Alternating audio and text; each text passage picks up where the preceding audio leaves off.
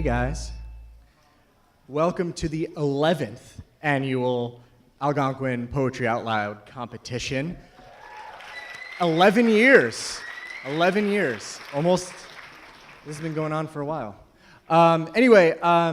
Before we start and I say anything, can we all take our cell phones out right now and physically turn them off? I see you.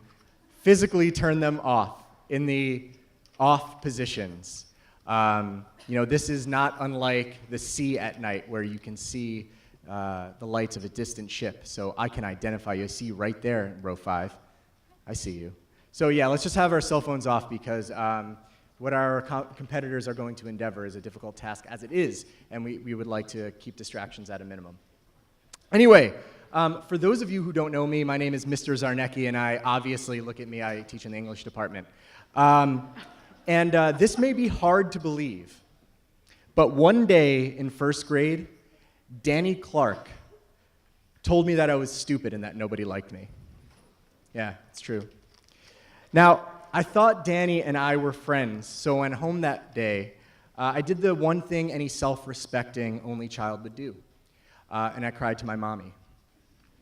This is true, and she told me, Seth, the next time somebody calls you names, you tell them, sticks and stones may break my bones, but words will never hurt me.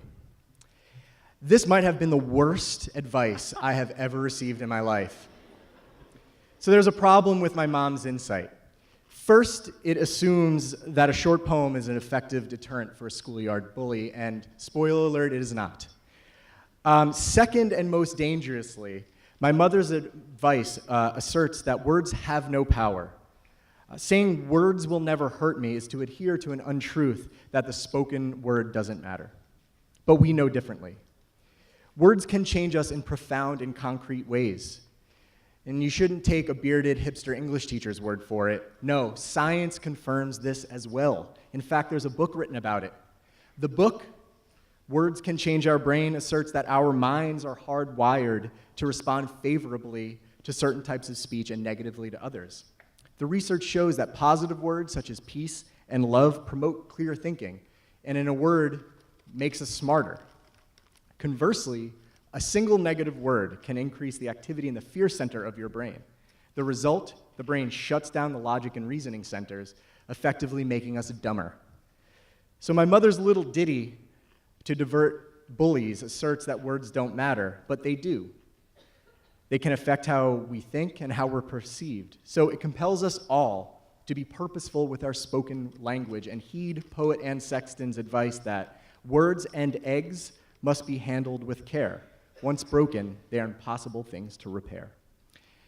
So now that we're on the subject of the spoken word, let's get down to the competition. This year, close to 300 students participated in the classroom Poetry Out Loud competitions. The winners moved on to an impressive and competitive semifinal round, with the top 8 making it to today's finals. At the conclusion of this program, we will announce today's first place winner, who will represent Algonquin on Saturday, March 3rd in the regional semifinals, with one state champion going all the way to DC to compete for glory and money in the national finals. Now, to help us determine this year's winner, we have a distinguished and diverse panel of judges, and I'd like to introduce them to you all. Our first judge is someone who doesn't mind a little drama. The director of the hit musical Legally Blonde. Oh my God, you guys. It's Maura Morrison. A round of applause for Maura. Next up, a true dual threat, book and biology buff, a lover of literature and lysosomes, former English major and current biology teacher, Miss Megan Dorr. Another true marriage between science and the humanities. A man who knows his way around both a stage and a laboratory, thespian and biology teacher, Mr. Brian Kelly. Our next judge is a person who, when it comes to the spoken words, doesn't just speak about it, but is about it, Miss Lauren France. And our final judge is someone whose good taste deserves its own Michelin star, leader of our library, Miss Kim Honey. Scoring accuracy, my personal inspiration, Miss Emily Philbin. And the always precise Lindsay Copens will be calculating our scores. Our judges will be evaluating, a round of applause for Miss Copens, who has made this possible way before my tenure here. Our judges today will be evaluating each performer on physical presence, voice and articulation, dramatization, and evidence of understanding. So before we begin here, I'd like to remind you that it is important to be silent while the competitors are on the stage, but please make sure to celebrate each competitor with a warm round of applause at the conclusion of the recitation. So, with no further delay, let's greet our first competitor, Edna Kenyon-Dewey.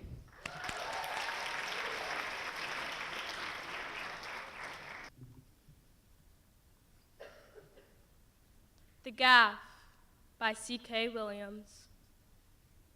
If that someone who's me, yet not me, yet who judges me, is always with me as he is, shouldn't he have been there when I said so long ago that thing I said? If he who rakes me with such not trivial shame for minor sins were now their thane, shouldn't he have warned me he'd even now devastate me from my unpardonable affront? I'm a child then, yet already I've composed this conscious beast who harries me. Is there anything else I can say with certainty about who I was, except that he could already draw from infinitesimal transgressions, complex chords of remorse, and orchestrate ever-diminishing unretributions from the hapless rest of myself? The son of some friends of my parents has died, and my parents, paying their call, take me along, and I'm sent out with the dead boy's brother and some others to play. We're joking around, and some words come to my mind, which, to my amazement, are said. How do you know when you can laugh when somebody dies? Your brother dies, is what's said, and the others go quiet. The backyard goes quiet. Everyone stares. And I want to know why that someone in me, who's me, yet not me, let me say it. Shouldn't he have told me the contrition cycle would from then be ever upon me? It didn't matter that I'd really only wanted to know how grief ends and when. I could hear the boy's mother sobbing inside, then stopping, sobbing, then stopping. Was the end of her grief already there? Had her someone in her told her it would end? Was her someone in her kinder to her, not tearing at her as mine did, still does me? For guessing grief someday ends. She didn't laugh though, or I never heard her. How do you know when you can laugh? Why couldn't someone have been there in me, not just to accuse me, but to explain? The kids were playing again. I was playing. I didn't hear anything more from inside, the way now what's in me silent too, and sometimes, though never really, forgets.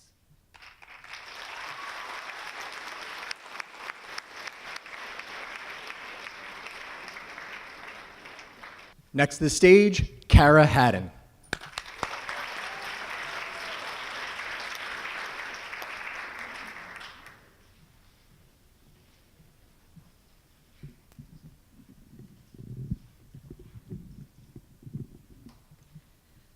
Lucinda Matlock by Edgar Lee Masters. I went to the dances at Chandlerville and to the snap out at Winchester. One time we changed partners, driving home in the moonlight of middle June, and then I found Davis. We were married and lived together for 17 years, enjoying, working, raising the 12 children, 8 of whom we lost ere I had reached the age of 60. I spun, I wove, I kept the house, I nursed the sick, I made the garden, and, for a holiday, rambled over the fields where sang the larks. And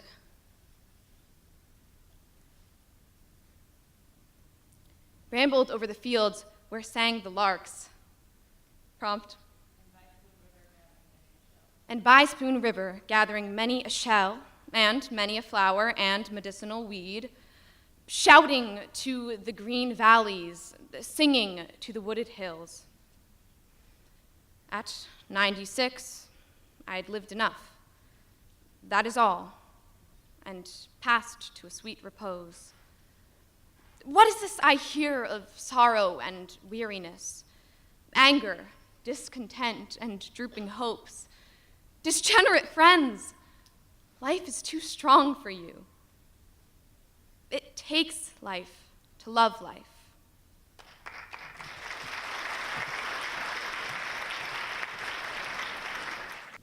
Next to the mic, Jenna Cream.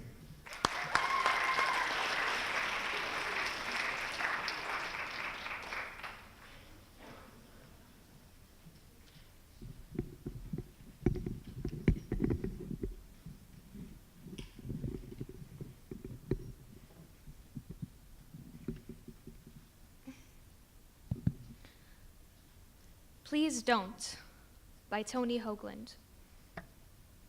Please don't tell the flowers. They think the sun loves them. The grass is under the same simple-minded impression about the rain, the fog, the dew. And when the wind blows, it feels so good they lose control of themselves and swab-toggle wildly around, bumping accidentally into their slender neighbors.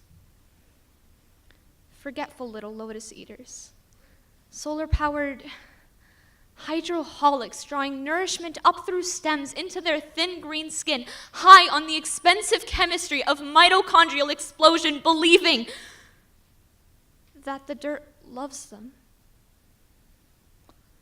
The night, the stars, reaching down a little deeper with their pale albino roots. Oh, Dizzy Gillespie with the utter sufficiency of everything. They don't imagine lawnmowers, the four stomachs of the cow, or human beings with boots who stop to marvel at their exquisite flexibility and color. They persist in their soft-headed hallucination of happiness. But please don't mention it. Not yet. Tell me, what would you possibly gain from being right?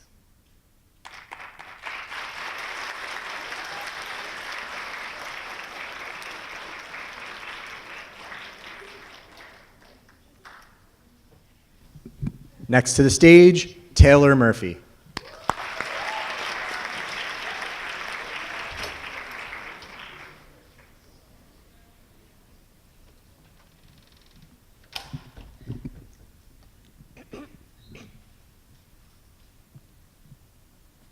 Larkinesque by Michael Ryan. Reading in the paper a summary of a 5-year psychological study that shows those perceived as most beautiful are treated differently, I think by now how awful it is for the busty starlet no one takes seriously. The loveliest women I've lunched with, lamenting the opacity of the body. They can never trust a man's interest, even when he seems not just out for sex. Eyes focus on me above rim of wine glass. And who would want to live like this? And what does beauty do to a man?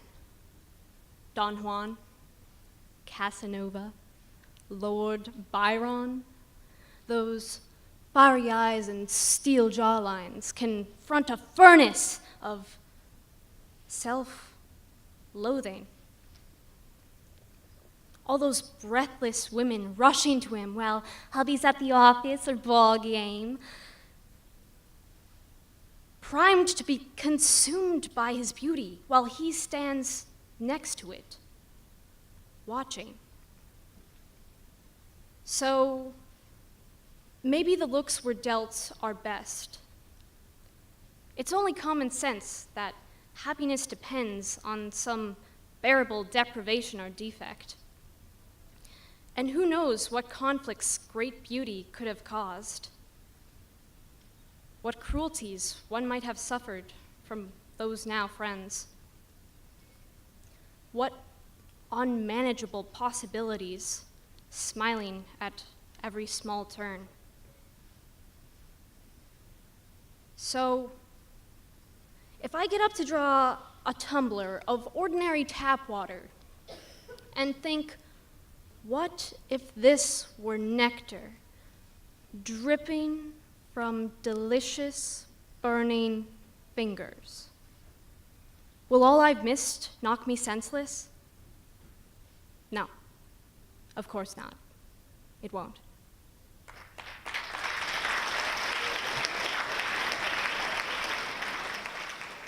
Next to the mic, let's give a round of applause to Grant Perkin.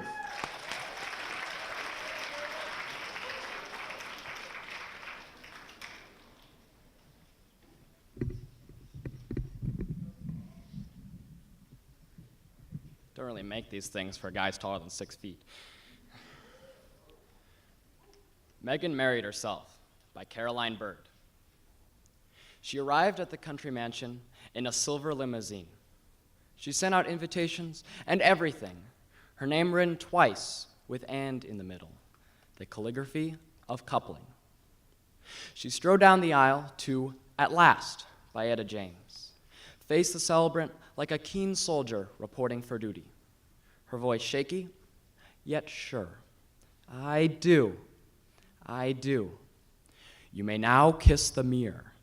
Applause, confetti. Every single one of the 140 guests deemed the service unimprovable, especially the vows. So, from the heart.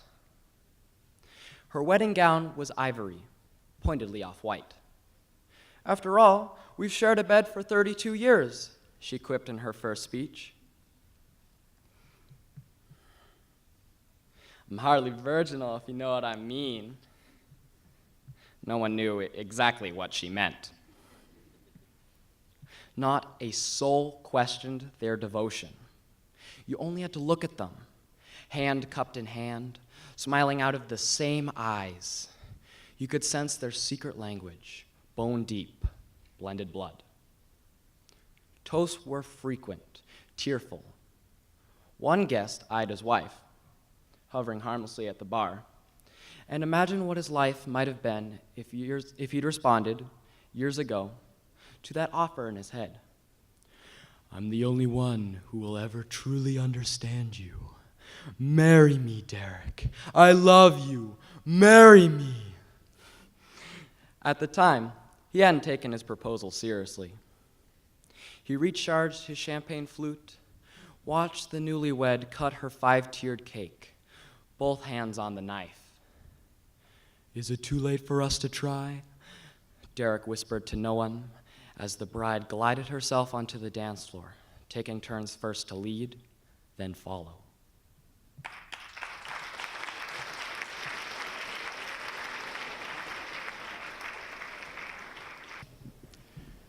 Next to the stage, Sarah Saeed.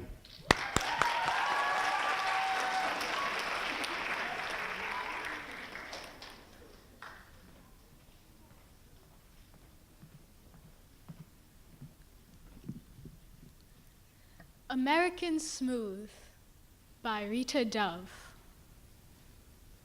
We were dancing. It must have been a foxtrot or a waltz, something romantic, but requiring restraint, rise and fall, precise execution as we moved into the next song without stopping. 2 chests heaving above a 7-league stride. Such perfect agony. One learns to smile through. Ecstatic mimicry being the sine qua non of American Smooth. And because I was distracted by the effort of keeping my frame, the leftward lean, head turned just enough to gaze out past your ear and always smiling, smiling. I didn't notice how still you'd become until we had done it for 2 measures 4, achieved flight. That swift and serene magnificence before the earth remembered who we were and brought us down.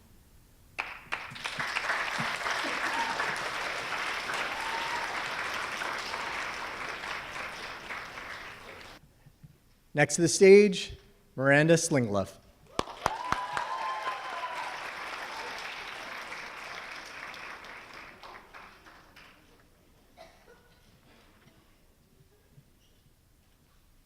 To Luck by W.S. Merwin.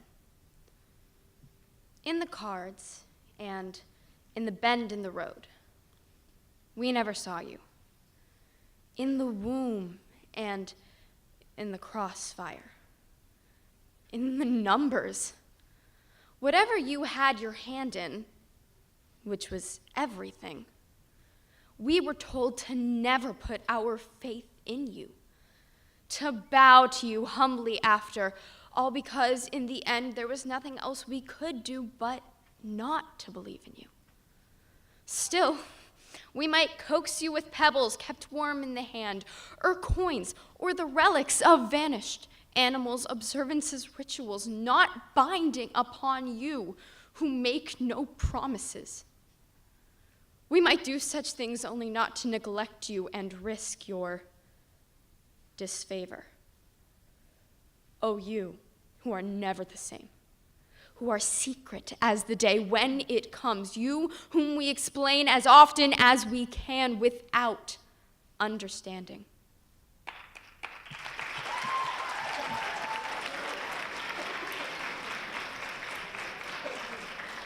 Right. So our final recitation of round 1 goes to Joe Zhang. Snow Day by Billy Collins. Today, we woke up to a revolution of snow, its white flag waving over everything. The landscape vanished. Not a single mouse to punctuate the blankness. And beyond these windows, the government buildings smothered, schools and libraries buried, the post office lost under the noiseless drift, the paths of trains softly blocked, the world fallen under this falling. In a while, I will put on some boots and step out like someone walking in water. And the dog will porpoise through the drifts, and I will shake a laden branch, sending a cold shower down on us both. But for now, I am a willing prisoner in this house, a sympathizer with the anarchic cause of snow. I will make a pot of tea and listen to the plastic radio on the counter, as glad as anyone to hear the news that the Kitty Corner School is closed, the Ding Dong School closed, the All Aboard Children's School closed, the Hi Ho Nursery School closed, along with, some may be delighted to hear, the Toadstool School, the Little School, Little Sparrows Nursery School, Little Stars Preschool, Peas and Carrots Day School, the Tom Thumb Child Center, all closed. And, clap your hands, the Peanuts Play School. So, this is where the children hide all day. These are the nests where they letter and draw, where they put on their bright miniature jackets, all darting and climbing and sliding, all but the few girls whispering by the fence.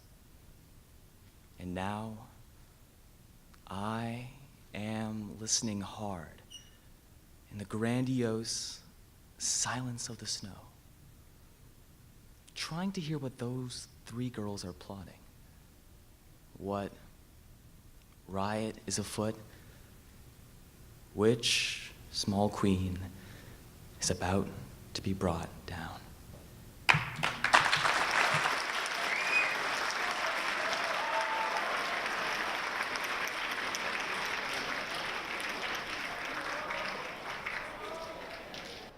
All right, friends. So that concludes round one. A round of applause for our competitors. That was awesome. And we're going to begin round two now. So if we could please have a riotous round of applause for our first competitor of the second round, Edna Kenyanjui.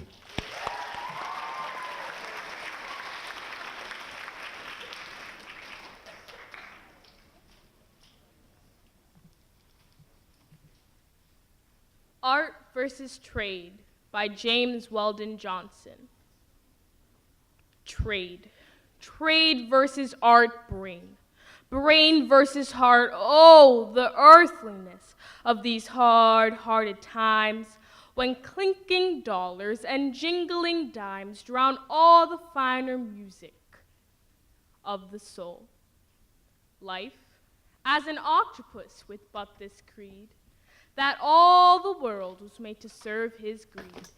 Trade has spread out his mighty myriad claw and drawn into his foul, polluted maw the brightest and the best. Well nigh has he drained dry the sacred fount of truth, and if forsooth he has left yet some struggling stream from it to go, he has contaminated so there flow that truth. Scarce is it true. Poor art, with struggling gasp, lies strangled, dying in his mighty grasp. He locks his grimy fingers about her snowy throat so tender.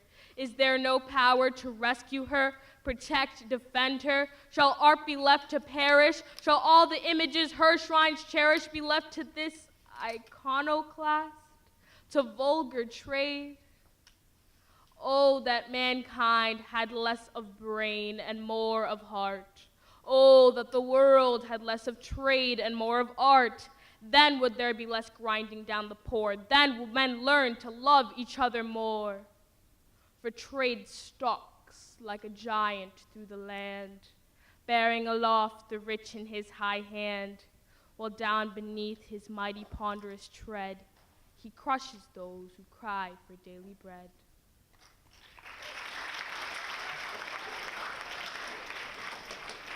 Please welcome to the stage Kara Haddon.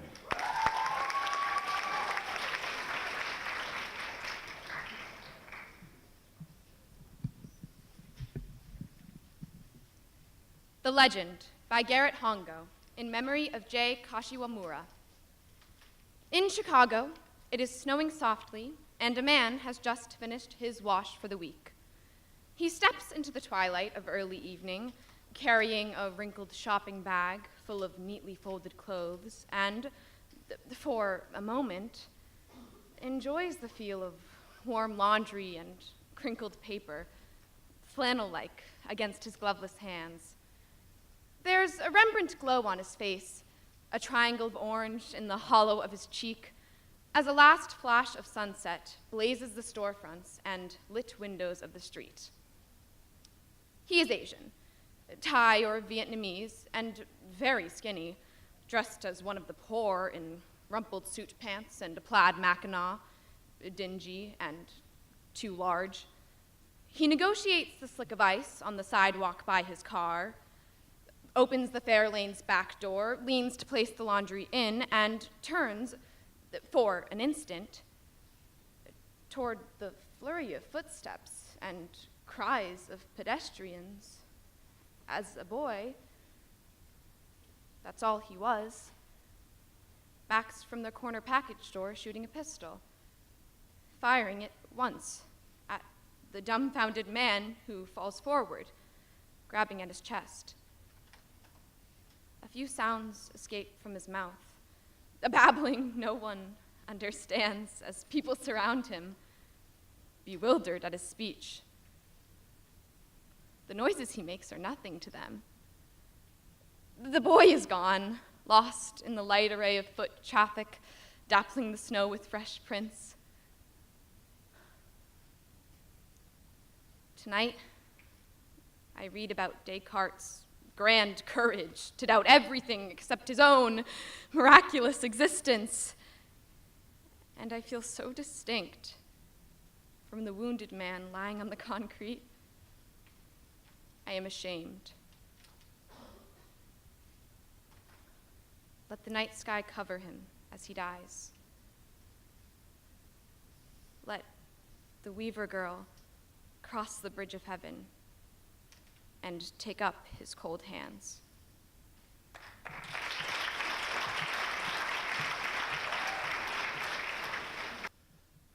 Next, Jenna Cream.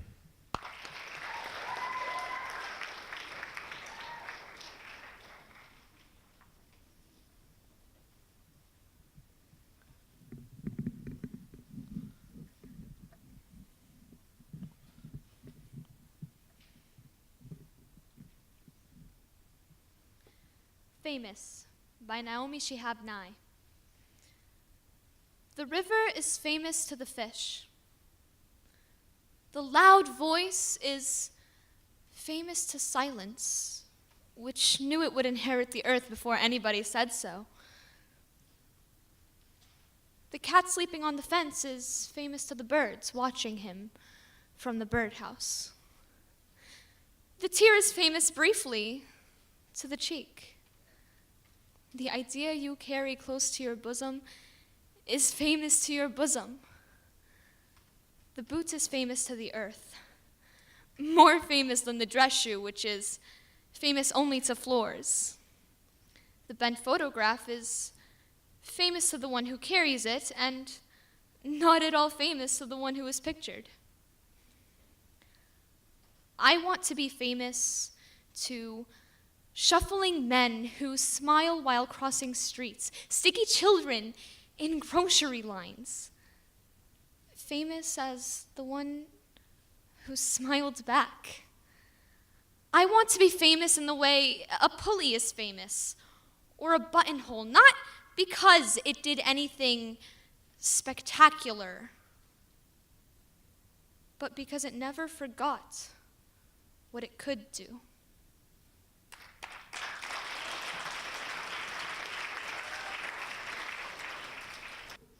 Please welcome to the mic, Taylor Murphy.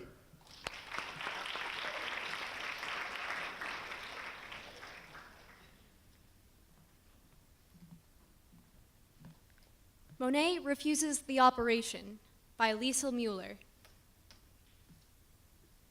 Doctor, you say there are no halos around the streetlights in Paris, and what I see is an aberration caused by old age, an affliction. I tell you, it has taken me all my life to arrive at the vision of gas lamps as angels, to soften and blur and finally banish the edges you regret I don't see. To learn the line I called the horizon does not exist, and sky and water so long apart are the same state of being. 54 years before I could see Rouen Cathedral is built of parallel shafts of sun. And now you want to restore my youthful errors? Fixed notions of top and bottom, the illusion of three-dimensional space, wisteria separate from the bridge it covers? What can I say to convince you? The Houses of Parliament dissolve night after night to become the fluid dream of the Thames. I will not return to a universe of objects that don't know each other, as if islands were not the lost children of one great continent. The world is flux, and light becomes what it touches. Becomes water, lilies on water, above and below water, becomes lilac and mauve and yellow and white and cerulean lamps, small fists passing sunlight so quickly to one another that it would take long, streaming hair inside my brush to catch it. To paint the speed of light, our weighted shapes, these verticals, burn to mix with air and change our bones, skin, clothes to gases. Doctor! If only you could see how heaven pulls earth into its arms, and how infinitely the heart expands to claim this world, blue vapor without end.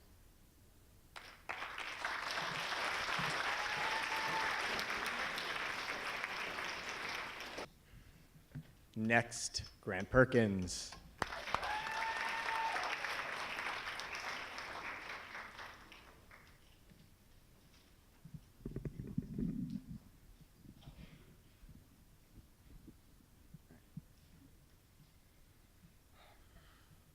Where the Wild Things Go by D. Gilson. The night Max wore his wolf suit made him infamous. Bred the child star, never sent to bed. Middle school, Max started drinking.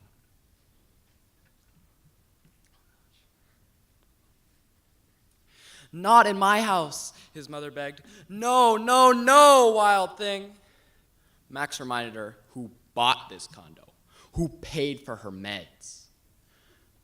Freshman year, Max raved, roared his terrible roar, rolled, and almost wound up in a warehouse, dead. Where, oh where do the wild things go?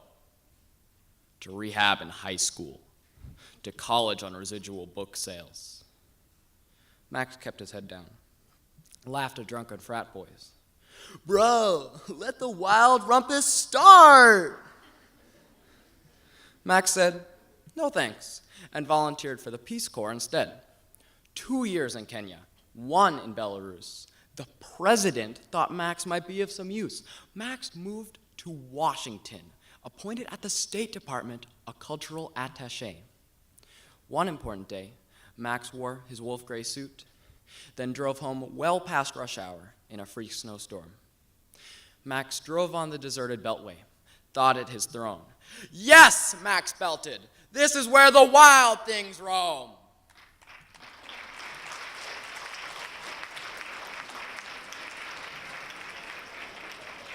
All right. Next to the stage and to the mic, Sarah Saeed.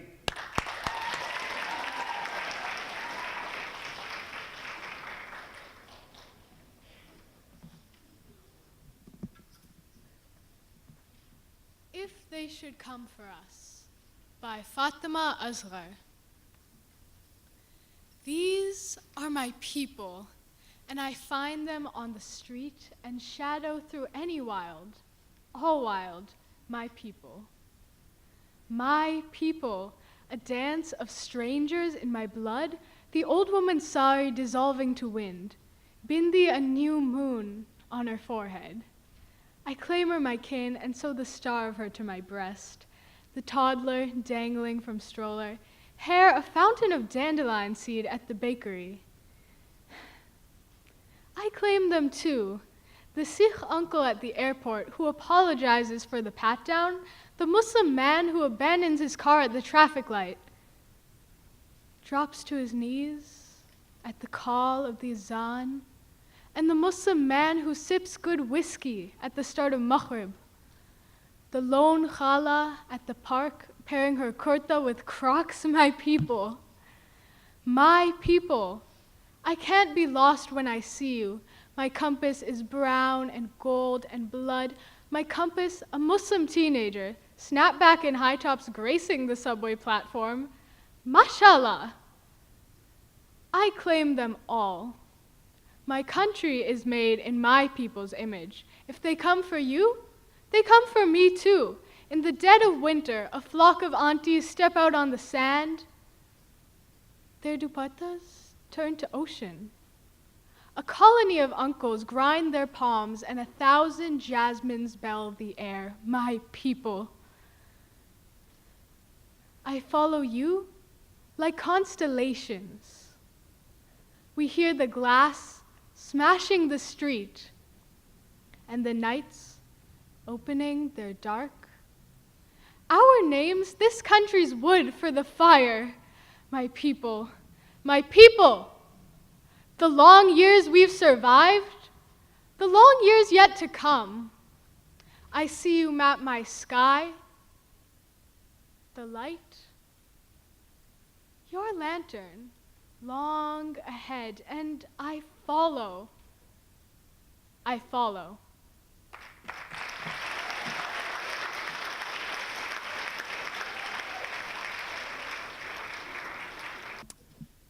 Next up, Miranda Slingluff.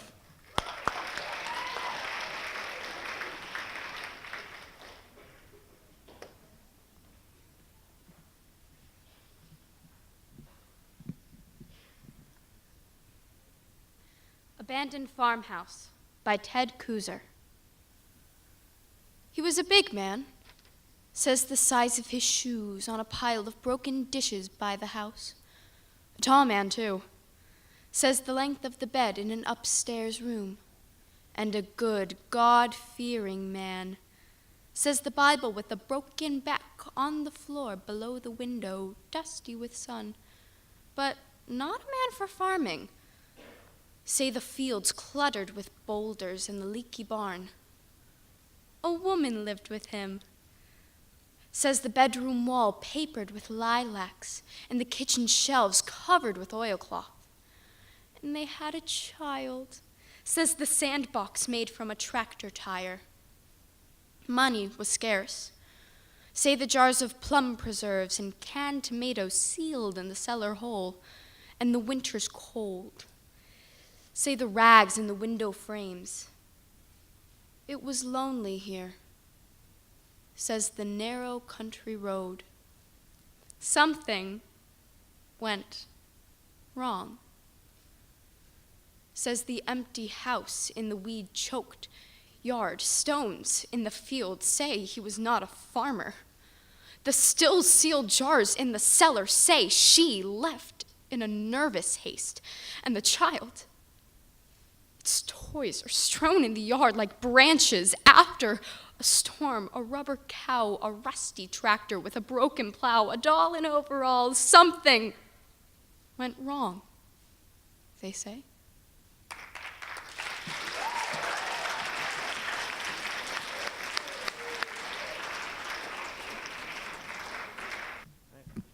So our final performance of the day. Let's give it up for Joe Zhang.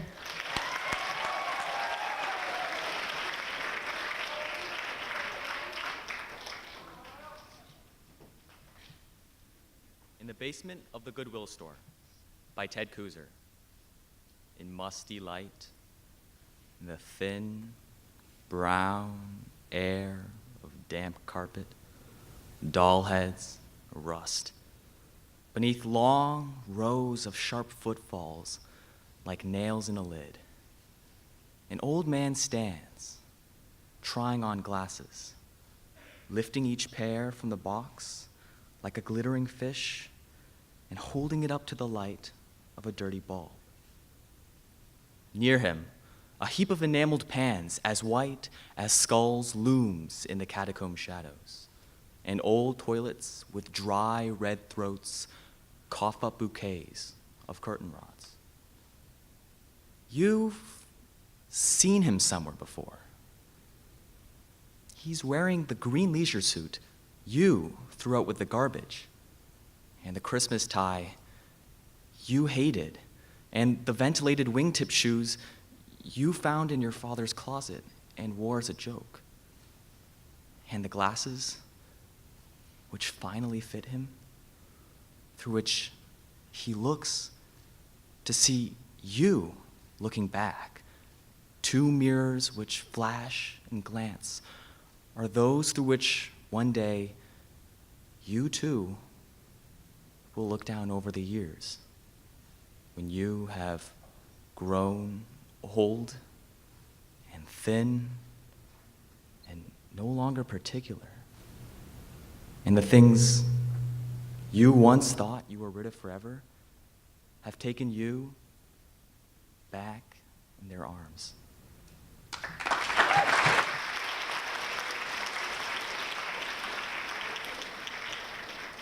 All right, we'll give a few moments to our judges to tabulate the scores, and then when next we take the stage, we will have our winner for you. So please be patient and remain seated.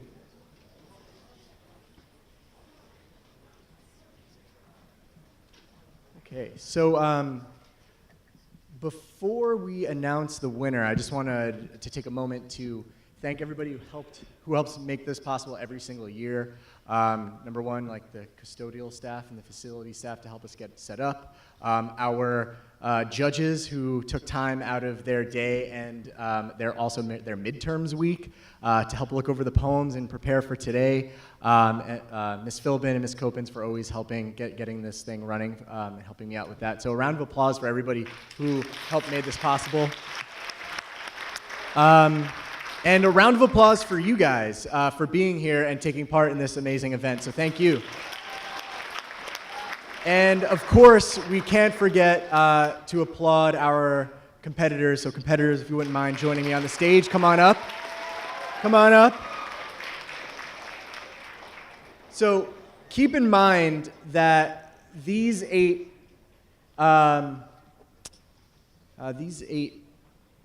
competitors had to, among midterms and finals, memorize and practice these poems, and that is a feat unto itself. So congratulations to you guys for making it up here. Yeah, one more for these guys. So I would like to announce our top three. Coming in third place, Miranda Slingluff.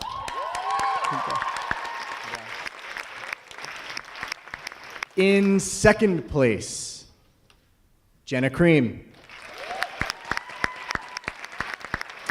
And representing the Gonk at the regional competition on Saturday, March 3rd, Joe Zhang. Congratulations. So,